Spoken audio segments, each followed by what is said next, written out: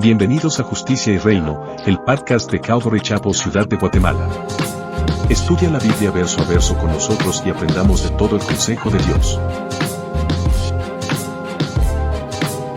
Buenas noches, queridos hermanos. Gracias por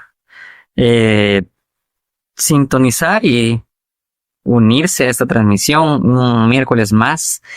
Sabemos que ahora en Guatemala han cambiado un poquito los horarios y ya no estamos como en las semanas pasadas, de los últimos 3 meses quizás, que teníamos que estar antes de las 6 de la tarde en nuestra casa y entonces ahora a las 7 tenían libre, ¿verdad? Ahora se puede entrar un poco más tarde. Pero qué bueno que a pesar de que pueden estar afuera ahorita de sus casas, a pesar de que pueden andar comiendo quizás, han decidido estar junto con nosotros, alabando a nuestro Dios, orando a nuestro Dios y también aprendiendo un poco más de su palabra. Gracias a Dios que nos permite estos momentos. Ojalá que esta nueva forma de vida no nos quite de nuestra mente la necesidad y la alegría que es buscar a Dios todos juntos. Que ahora que ya podemos salir un poco con más libertad, no nos quite de nuestra mente esa acuerdo de poder todos los miércoles reunirnos unos con otros, ¿verdad? Para poder leer su palabra y poder aprender un poco más acerca de ella. La semana pasada comenzamos el estudio de la carta a Filemón. Esta semana vamos a terminar, la verdad solo era un estudio de dos miércoles y la semana pasada vimos de los versículos 1 al versículo número 11. Hasta el 10 alcanzamos a ver cómo les indiqué la semana pasada. Estamos haciendo un ejercicio de ver qué es lo que dice el texto, ¿verdad? Ciertos detalles que vemos en el texto, de explicar un poco esos detalles, y esto responde a la pregunta ¿qué quiere decir ese texto, verdad? Explicar un poco los detalles, y por último vamos a hacer un ejercicio de qué dice este texto para mí, ¿verdad? Es un proceso de 3 preguntas, ¿verdad? Y lo vamos a estar desarrollando a lo largo de la carta. Ya lo hicimos la semana pasada y ahora seguiremos haciéndolo. Básicamente lo que hablamos la semana pasada era que Pablo estaba en una cárcel. Estaba en una cárcel por predicar el evangelio del Señor Jesucristo, es decir, por predicar que Jesucristo estaba reinando sobre todo. Y esto era muy peligroso porque los judíos, por un lado, esperaban a un Mesías rey que fuera libertador de las potencias extranjeras. Sin embargo, Jesús parece que se desvió, se apartó de ese plan que tenían los judíos, y su forma de reinado y su forma de traer el reino era de una manera diferente. Este no era un rey de guerra, sino que un rey que hablaba de paz. Este no era un rey que hablaba de dividir los imperios, de dividir las naciones, sino que interesantemente era un rey que predicaba la reconciliación. Y la reconciliación de todas las cosas. El pecado había dividido a la humanidad y el universo entero. En el Edén, por ejemplo, vemos cómo el cielo y la tierra están en un espacio casi unido. Dios se pasea en el huerto, es decir, las realidades celestiales no tenían una división con las realidades terrenales. Dios puede hablar con Adán, Dios puede hablar con Eva y con total libertad. De hecho, hasta los humanos pueden esconderse con total libertad de este Dios. Sin embargo, el pecado quiebra esa relación. Y ahora las realidades están separadas. Ese es el resultado de por qué, por ejemplo, un hermano mata a otro hermano, en el caso de los hijos de Adán y Eva. Porque el pecado hace eso, hace que los hermanos se distancien. Es por qué también las naciones pelean contra las otras naciones, porque el pecado hace eso, hace que se distancien. Esto es también porque dividimos nuestras sociedades en diferentes estratos, ¿verdad? Y unos parece que tienen derecho y dominio sobre otros. ¿Por qué? Porque eso hace el pecado. Y de hecho la sociedad en que Pablo estaba a la que le estaba hablando tenía este tipo de divisiones que eran producto del mismo pecado que nos divide los unos de los otros. Y como le expliqué la semana pasada, estaba gente que estaba arriba sobre todos y que dominaba sobre todos los emperadores, la clase dominante del Imperio Romano estaba en un lado, en un extremo, y por el otro estaban, por ejemplo, los esclavos. Personas que no como ahora, ¿verdad? Que contemporáneamente hemos visto a los esclavos y relacionarlos con una raza en particular, ¿verdad? En aquel tiempo el esclavo podía ser cualquier persona, es decir, Roma podía ir y conquistar una provincia egipcia, por ejemplo, y los gobernadores de esa provincia podían después caer en desgracia y ser esclavos y pasar de una clase alta a una clase baja inmediatamente, simplemente por haber caído. Entonces, habían este tipo de divisiones y las personas que estaban abajo se sentían obligadas a obedecer y a rendir honra y honor a las personas más altas, ¿verdad? Y esa era una forma de cómo ellos debían de vivir. Pero Pablo les va a enseñar una manera diferente de hacer esas cosas porque entendía que estas diferencias lo que hacía era dividir, y de hecho dividía a la iglesia. Tenemos las cartas de Romanos, de Gálatas, que nos hablan de cómo la iglesia estaba dividida entre judíos y gentiles. Y Pablo les escribe y les dice, el evangelio lo que hace es unir a estas personas, no separarlos. Y hay un pasaje en 2 Corintios. Cuando después de que Pablo les dice, de modo que si alguno está en Cristo, nueva criatura es, está en 2 Corintios 5, las cosas nuevas, viejas pasaron, y aquí todas son hechas nuevas, y todo esto proviene de Dios, le va a decir Pablo, quien nos reconcilió consigo mismo. Es decir, a través de Él nos reconcilió con Dios por Cristo y nos dio el ministerio de la reconciliación. Que Dios estaba en Cristo, es decir, a través de Cristo Dios estaba reconciliando al mundo, no tomándoles en cuenta a los hombres sus pecados, y nos encargó a nosotros la palabra y el ministerio de la reconciliación. Es decir, lo que Cristo vino a hacer es unir la realidad divina con la realidad humana, quitando de en medio lo que los separaba, que era la realidad del pecado. Pero a nosotros también nos dio ese ministerio, de tal forma que todo lo que nos separara a nosotros, el cristiano debía de buscar unirlo, de tal forma que pudiéramos ser un solo pueblo de Dios. Por eso la semana pasada leímos aquel versículo que decía, no hay judío, ni griego, ni esclavo, ni libre, ¿verdad? Ni varón, ni mujer.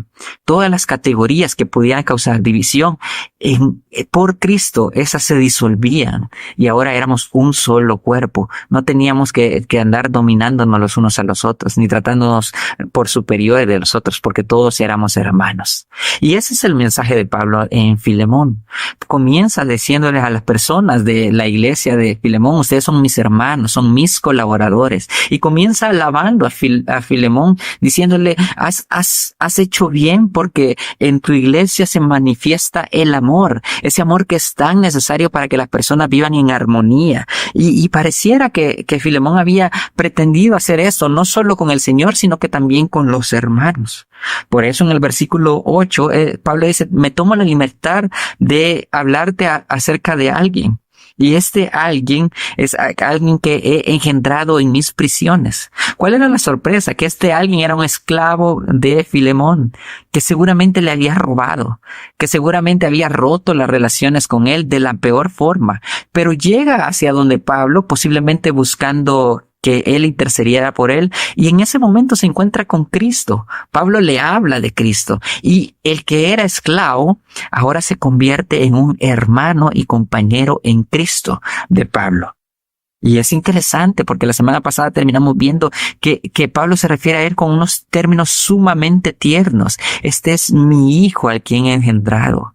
No lo trata como un sirviente, no lo trata como un esclavo, no lo trata como la clase más baja que existía, sino que lo trata como un hijo, parte de mi familia. Parte de mi familia. Este es el cambio de concepción que causa el evangelio de Cristo. Lo que antes estaba dividido, ahora puede ser parte de la misma familia. Y miren cómo en el versículo 10 y 11 se refiere a Onésimo.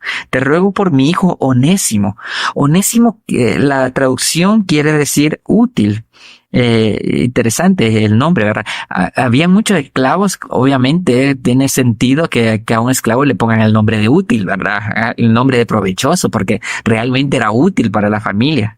Pero le dice, este es Onésimo, a quien engendré en mis prisiones, el cual, versículo 11, en otro tiempo te fue inútil.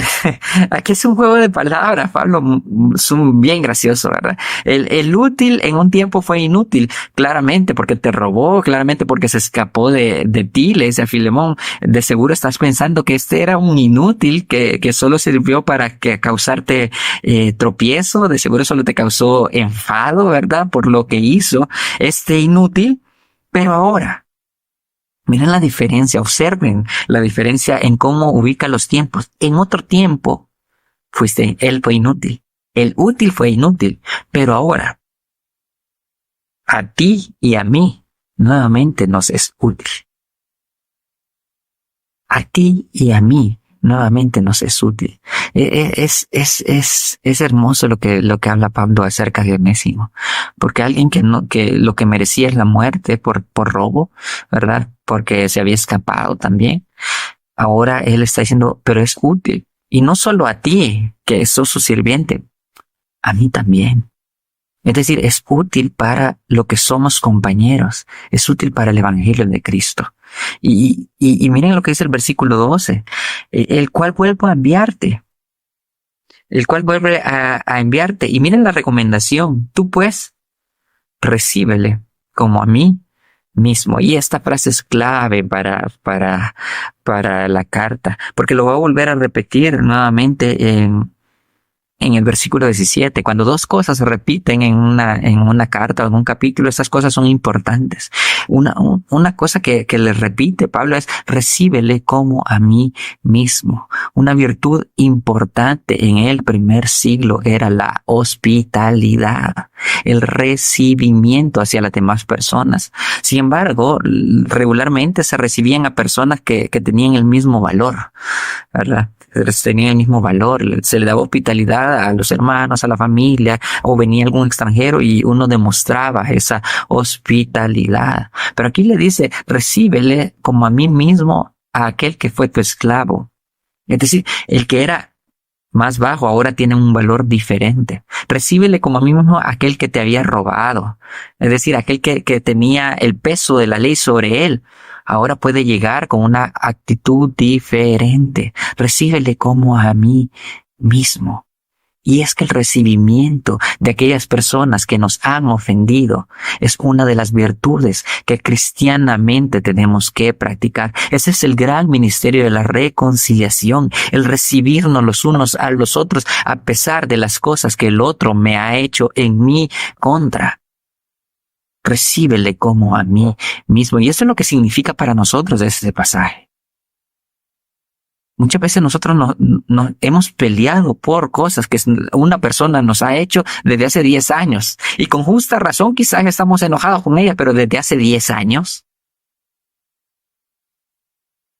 La revelación del Evangelio de Cristo lo que nos dice es, ustedes deben de perdonarse.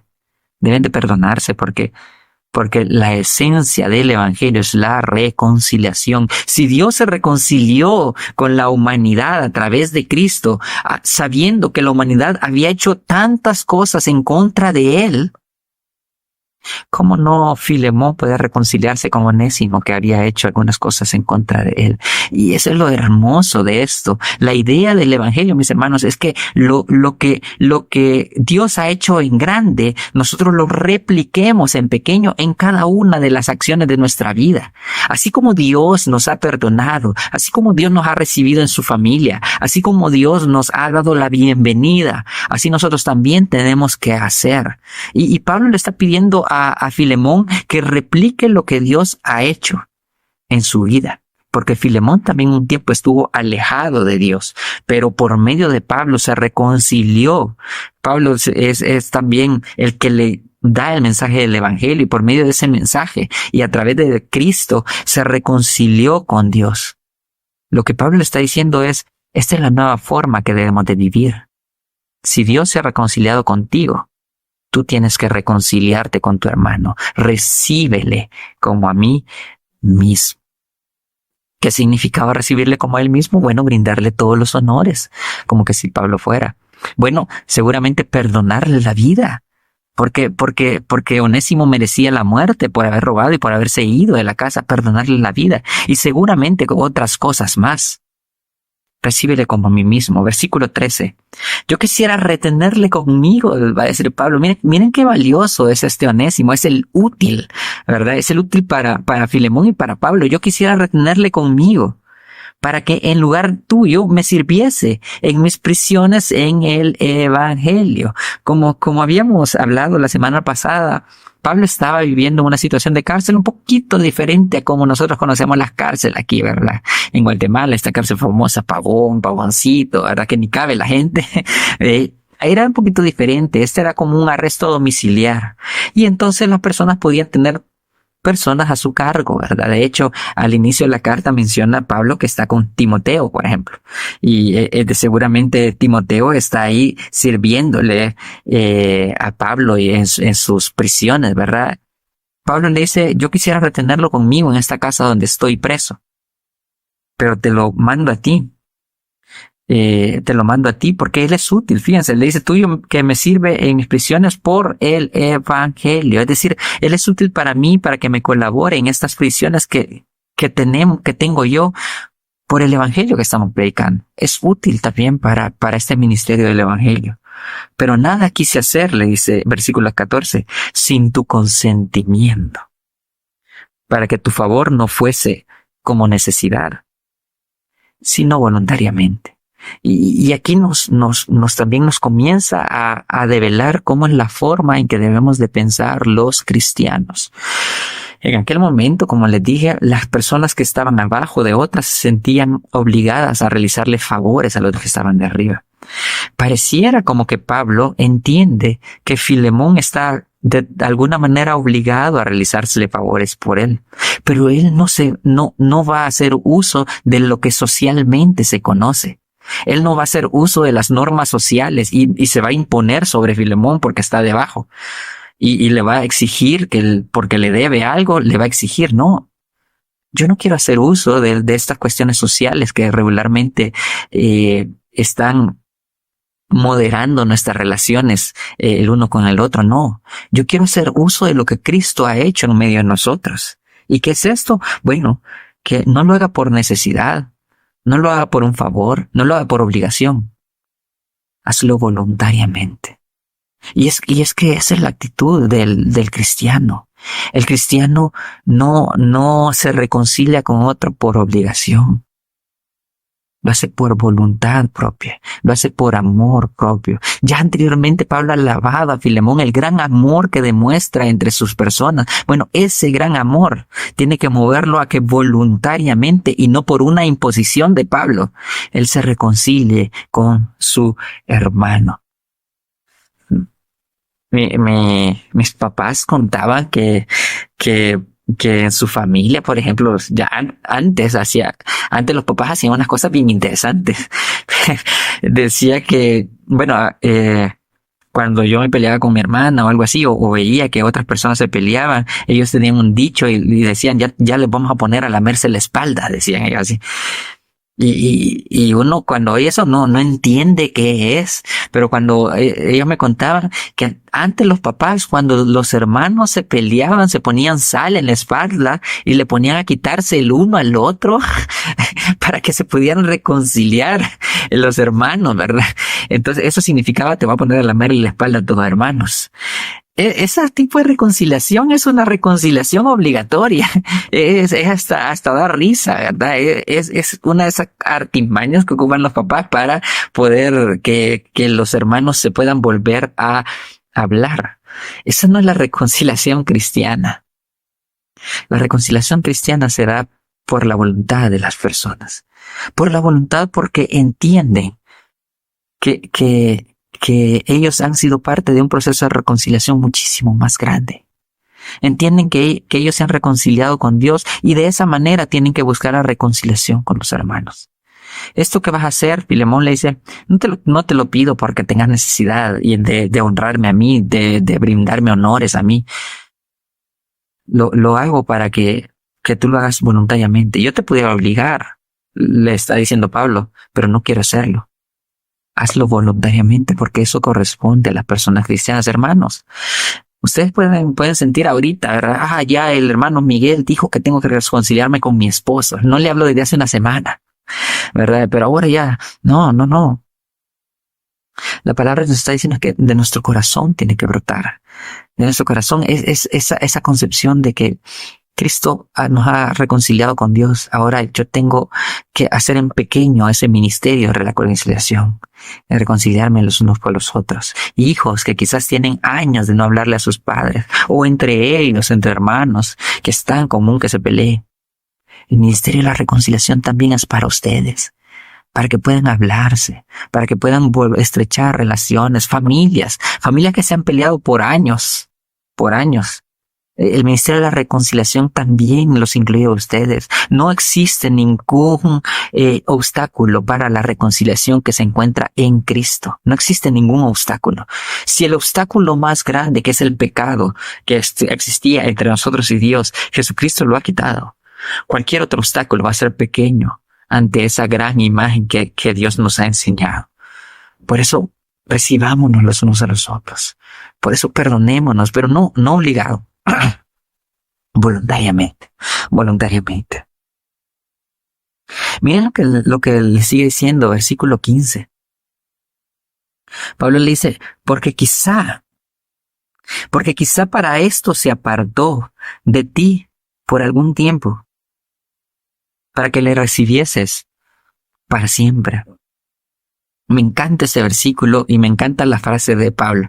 Regularmente nosotros no hablamos en unas maneras bastante absolutas. A veces decimos, ¿por qué pasó esto? No, es que esta era la voluntad de Dios. Y como que conocemos la voluntad de Dios. ¿Por qué pasó esto? No, es que Dios quería que pasara esto, por esto. Miren lo que dice Pablo. Quizá, no lo conozco, pero es posible. Es posible porque a veces Dios tiene planes más grandes. Es posible porque Dios a veces excede lo que nosotros podemos pensar. Quizá, dice Pablo, por esto se apartó de ti algún tiempo, Onésimo. Quizá por eso incluso Dios permitió que te robara. No te estoy diciendo que eso es, le está diciendo, pero simplemente quizás tenerlo en mente. Quizás Él se apartó por un momento para que le recibieses, una vez más esta palabra, le recibieses, le brindaras la hospitalidad, lo abrazaras. ¿Por cuánto? ¿Por un tiempo? Para siempre. Y es que eso es lo que hacen las relaciones en el cristianismo. Son relaciones estables. Estas relaciones son para siempre. Los esposos que se casan regularmente decimos estos votos, ¿verdad? Hasta que la muerte los separe. Y a veces lo pensamos de forma como ritual, ¿verdad? Es que hay que decir esto, entonces ni modo, hay que decirlo, ¿verdad? Pero los esposos, los matrimonios que se casan, sabiendo y bajo la cobertura de la fe cristiana, sabiendo en quién han creído, sabiendo el ministerio de reconciliación que Cristo nos ha mandado, entiende que las relaciones que comenzamos no son relaciones pasajeras. Entiende que las relaciones que comenzamos no son relaciones que son mediadas por el gusto, por el amor que a veces es pasajero, por cualquier otro sentimiento que puede pasar. Entiende que las relaciones que nos conformamos, el que está en medio es Cristo. Y la unión que se tiene cuando Cristo es el mediador son relaciones perennes. Son relaciones perennes. Por eso los matrimonios cristianos deberían de ser matrimonios modelos, porque ellos entienden que de la misma manera que Cristo nos ha unido a Dios eternamente, nosotros estamos llamados a reflejar ese tipo de uniones. De tal forma que cualquier sea el obstáculo podamos superarlo para estar siempre unidos. Y qué triste que es cuando vemos matrimonios separarse. ¿Por qué? Porque no pueden aplicar el ministerio de la reconciliación. Porque a veces es más importante mi orgullo que esta imagen reconciliadora que Cristo quiere hacer de cada una de las relaciones. Porque a veces es más importante mis malos hábitos, ¿sí? Mi carácter. Obviamente, o sea, hay situaciones familiares que es complicado. Pero lo que debemos de hacer cada uno es intentar replicar lo que Cristo ha hecho con el mundo entre nosotros. Y si nos ofendemos, nos pedimos perdón. Y si cometemos algo contra otra persona, yo busco cambiar para que no podamos romper las relaciones. Y si soy violento, tengo que quitarme esas cosas. Porque no puedo haber reconciliación si yo mantengo esas actitudes. Y si soy enojado, ¿verdad? O orgulloso, que dejo de hablarle a las personas, ¿verdad? Yo sé que algunos esposos están diciendo ahorita, háblale, señora, a mi esposa, ¿verdad?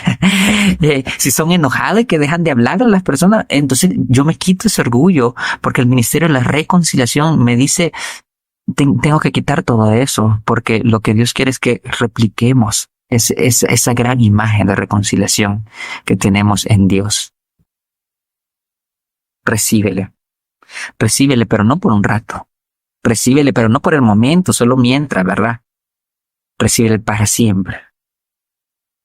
Y miren, versículo 16, el cambio de estatus que va a tener este tipo de relaciones. Antes de la relación era señor, esclavo, patrono, esclavo, ¿verdad? Miren, pero ya no le recibas como esclavo. ¿Cómo así? ¿Cómo así? Va a decir Filemón, si este es mi esclavo, me ha costado dinero.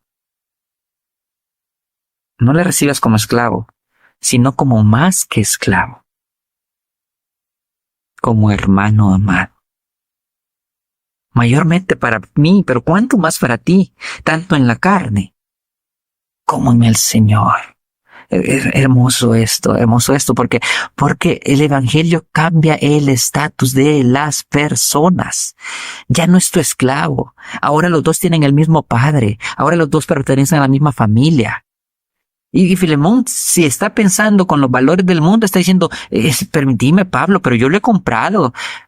Pero fíjate en su pecho, él de seguro tiene una marca, una F, ¿verdad? De Filemón, ¿verdad? Él tiene una marca mía, que es mi propiedad. No. Es que los valores en la nueva familia de Dios no están mediadas por el dinero.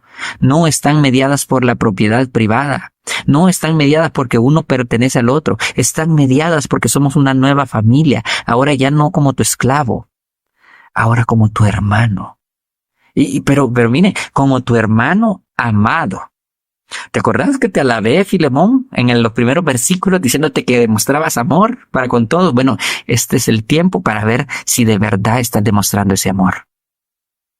Ahora tenés que demostrárselo a aquel que pensabas que era inferior a ti. Él es tu hermano y amado. ¿Cuánto cambia el evangelio en nuestras percepciones? ¿Cuánto cambia el evangelio?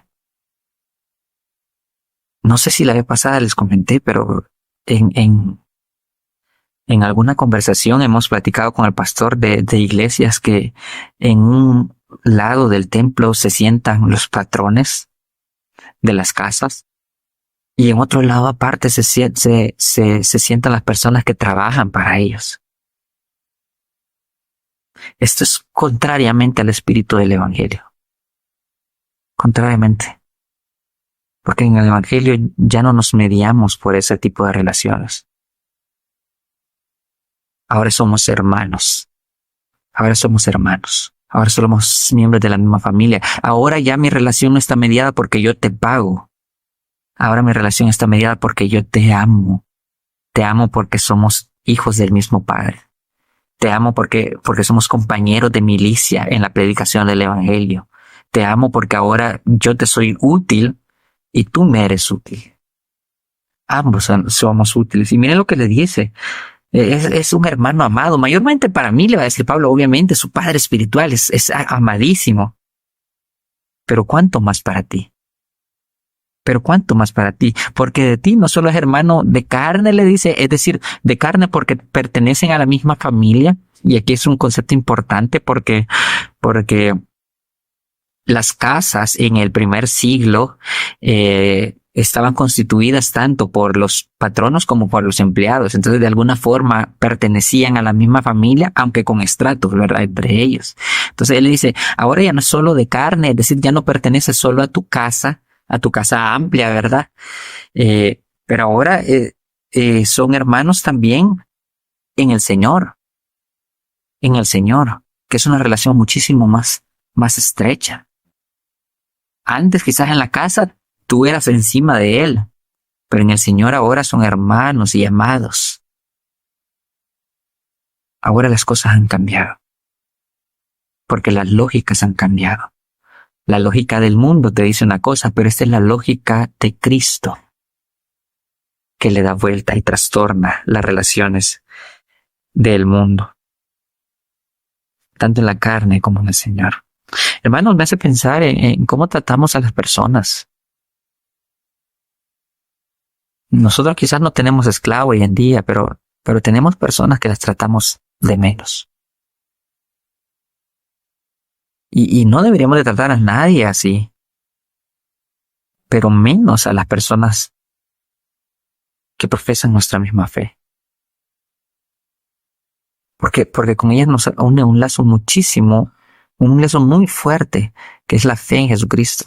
No somos somos hermanos en la misma fe. Tenemos el mismo Señor, en realidad estamos al mismo nivel. Y es triste cuando en las casas hay personas que se sientan a un lado de la mesa y no todos juntos, aún profesando la misma fe. Es triste cuando en las iglesias, por eso Santiago, ¿se recuerdan? Regañan la iglesia que le estaba, porque ellos hacían estas distinciones también, sentaban a unos a un lado y otros los dejaban hasta atrás. Es triste que pase eso, porque las relaciones en el Cristo ya no se desenvuelven así.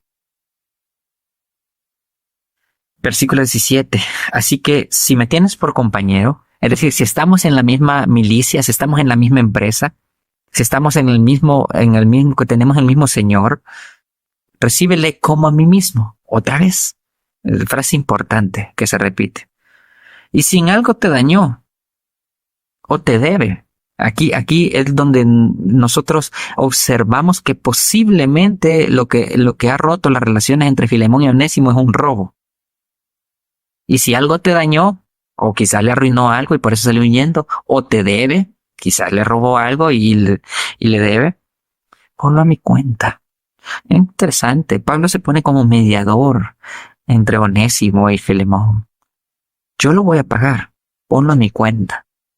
Esta es una imagen clara de lo que es también el Evangelio. El Evangelio es Dios de este lado y lo humano de este lado, y Cristo llevando las deudas y las cargas de nosotros. Es Cristo diciéndole, ¿te debe el humano? Bueno, yo lo cargo, y lo cargo en mi carne, y lo cargo en la cruz, y ahí lo condeno. Ahora Pablo replica ese mismo modelo y le dice, si él te debe, ponle mi cuenta. Ponle mi cuenta. Yo lo llevo. Yo me pongo de mediador entre ustedes porque entiendo que ese es mi ministerio. El ministerio de la reconciliación. Esto es importante también porque a veces este ministerio lo que va a traer es que va a necesitar de sacrificios individuales de ciertas personas. Para reconciliarse, a veces necesitamos de sacrificios individuales. Buscar el bien común requiere de sacrificios individuales. Buscar el bienestar de las personas requiere a veces de sacrificios individuales. Pero es que eso es lo que nos cuesta a nosotros. A veces lo que nosotros decimos es, no, ¿cómo yo voy a hacer eso? Si yo soy el ofendido, ¿verdad? Yo tengo que salir ganando de esto. El que tiene que hacer las cosas es el otro. El que tiene que pedir perdón es el otro. El que tiene que hacer esto es el otro. Yo soy el que tengo que recibirlo y voy a ver si lo perdono, ¿verdad? Si me convence, si me da lástima. No, la lógica aquí es diferente. Si yo puedo hacer sacrificio por el otro en pro de la comunión de todos, yo lo hago. Si yo me puedo poner en medio de dos hermanos para que se puedan perdonar, yo lo hago. Pero yo no tengo vela en este entierro, dicen algunas personas, ¿verdad? Lo hago porque es el cuerpo de Cristo. Y el cuerpo de Cristo es importante. Pero a veces actuamos a lo contrario.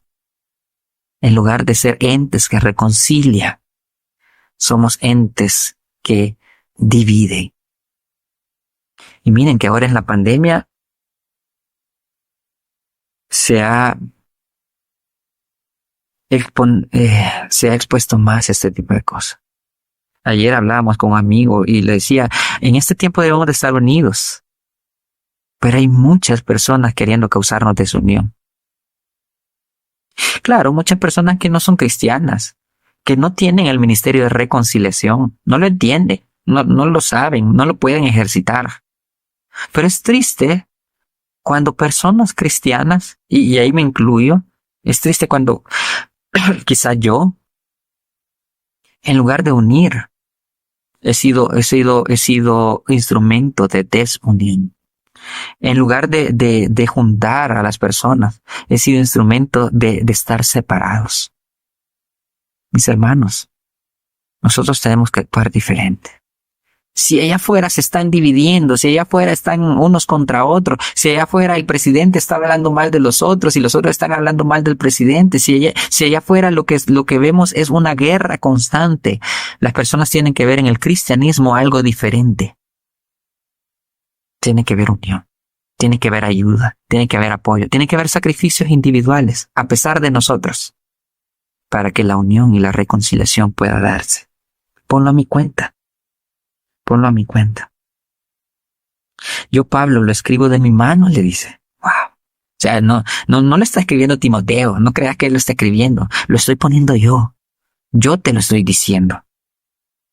Yo lo pagaré. Por no decirte que aún tú mismo te me debes también. Y aquí es donde también vemos esa relación que si fuera la relación normal, le está diciendo Pablo, tú tendrías que deberme a mí. Si nosotros nos moviéramos por las relaciones del mundo, en realidad le dice Pablo, tú deberías de deberme a mí. No sabemos por qué, ¿verdad? No sabemos qué pasó entre ellos, pero parece que hay una relación en desigual. Pablo está encima y Filemón abajo. Pero él no quiere hacer uso de esas relaciones que imperaban en el imperio. Él dice, pero yo me bajo. Y te lo pido por favor, hazlo de tu voluntad, y yo te pago, Sí, hermano, tenga yo algún provecho de ti, le dice. Miren la frase mediadora. Si yo voy a tener un provecho de ti, va a ser en el Señor.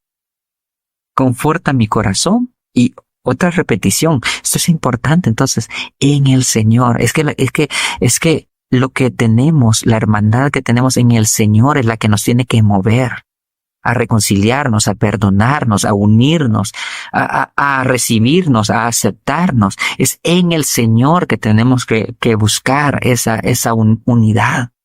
Es en el Señor.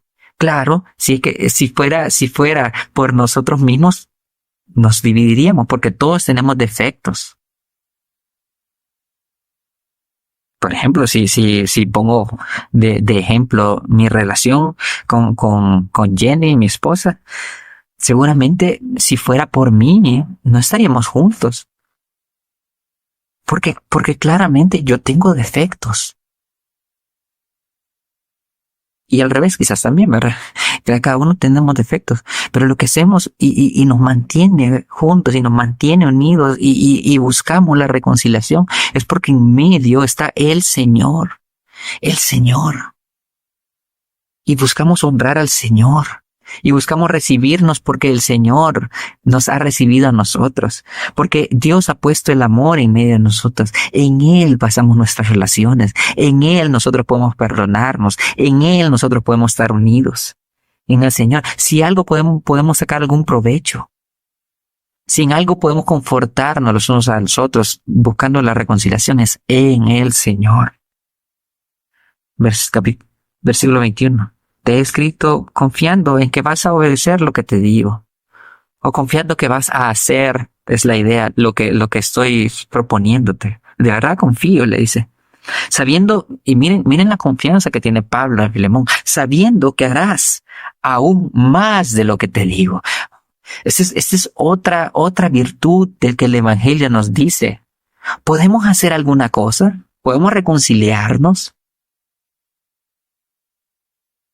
Pero el Evangelio nos impulsa a hacer un poco más. ¿Se acuerdan de las enseñanzas de Jesús de caminar la milla extra? ¿Se acuerdan las enseñanzas de Jesús de poner la otra mejilla? ¿Se acuerdan de la enseñanza de Jesús de dar más de lo que se nos está pidiendo? Bueno, esta es la lógica del Evangelio. Yo le estoy diciendo eso, recíbelo. Pero yo entiendo que tú vas a hacer más porque entiendes el Evangelio. Perdónalo. Perdónale la vida, eso es lo básico. Recíbelo en tu casa, eso es lo básico. Ámalo como tu hermano, es lo básico. Pero yo sé que vas a hacer algo más. Y esto me trae a la mente, ¿se acuerdan esta figura de el hijo pródigo? El hijo pródigo de la misma manera salió de su casa mal. Cuando regresa, el hijo pródigo sabe que no tiene derecho a nada y le dice: Padre, he pecado contra el cielo y contra ti. No me dejó ser llamado tu hijo.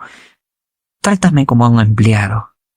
El padre pudo haberlo tratado como un empleado. Eso era lo mínimo que podía hacer.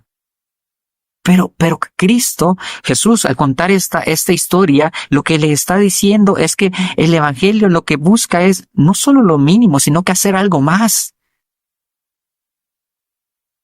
Y entonces el Padre no solo lo recibe, no solo lo abraza, no solo se humilla a él mismo corriendo a recibir al Hijo, porque esa era humillación para el Padre, no le importa, sino que le da un nuevo vestido, le pone un anillo, le da nuevas sandalias y le hace una fiesta. Yo sé que vas a hacer algo más ahora que te estoy mandando a Onésimo. Hermanos, quizá al final de aquí van a decir: bueno, yo tengo que perdonarlo, le voy a dar una llamadita y ya estuvo. No. Yo sé que ustedes van a hacer algo más.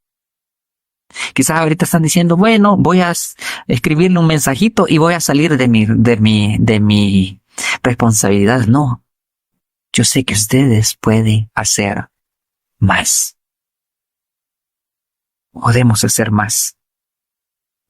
Y el versículo 22 dice: prepárame también alojamiento, porque espero que por vuestras oraciones os seré concedido. Es decir, le dice: y yo quiero ver esas cosas. Yo quiero ver esas cosas que vas a hacer con Onésimo.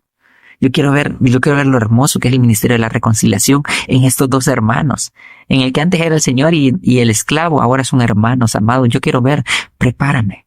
Estoy esperando salir de la cárcel. Prepárame un lugarcito.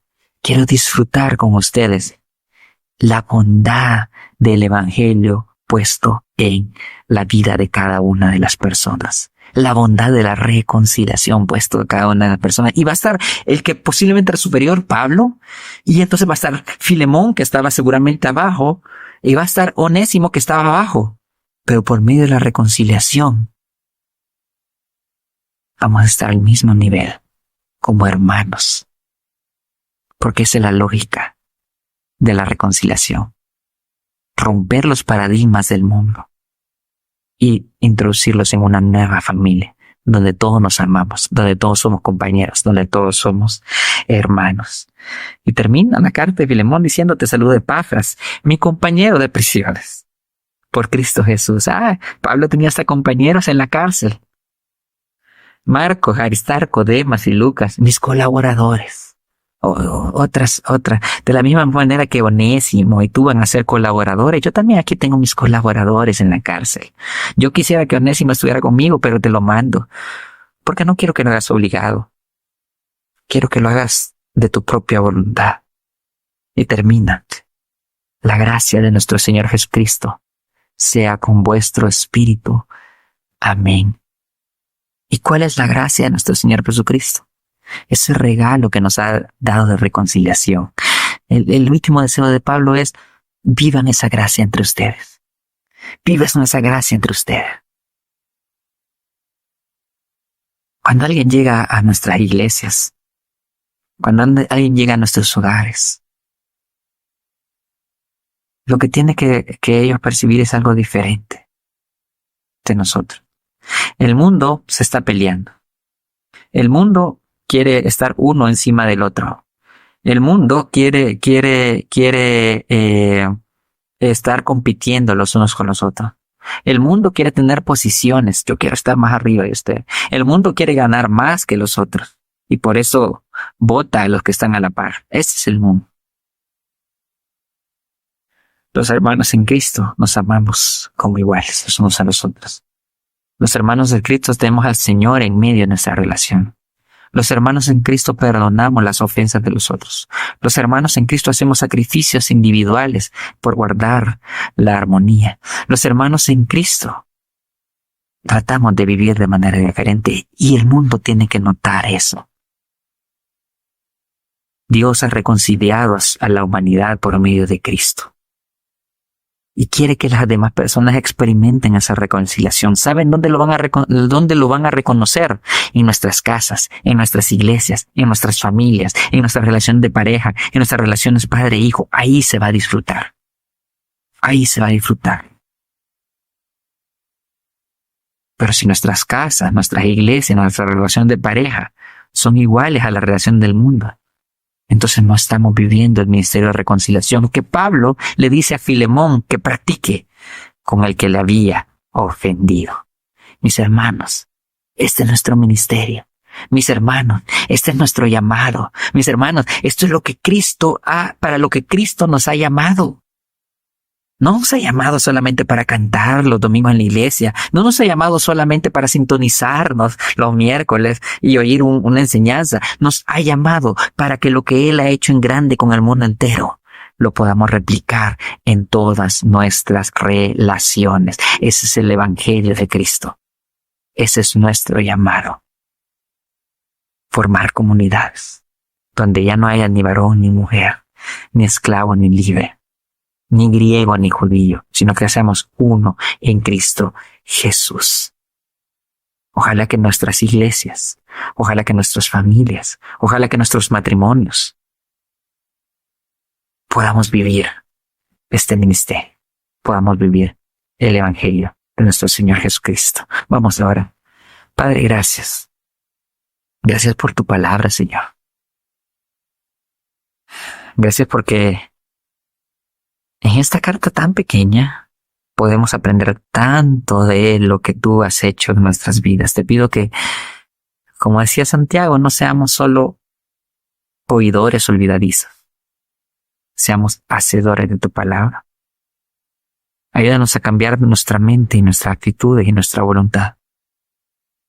Para que, así como Pablo fue un ente reconciliador entre Filemón y Onesio, así nosotros seamos entes reconciliadores en este mundo que tanto que necesita unidad, que tanto necesita perdón, en este mundo que tanto necesita de personas que se sacrifiquen por la armonía.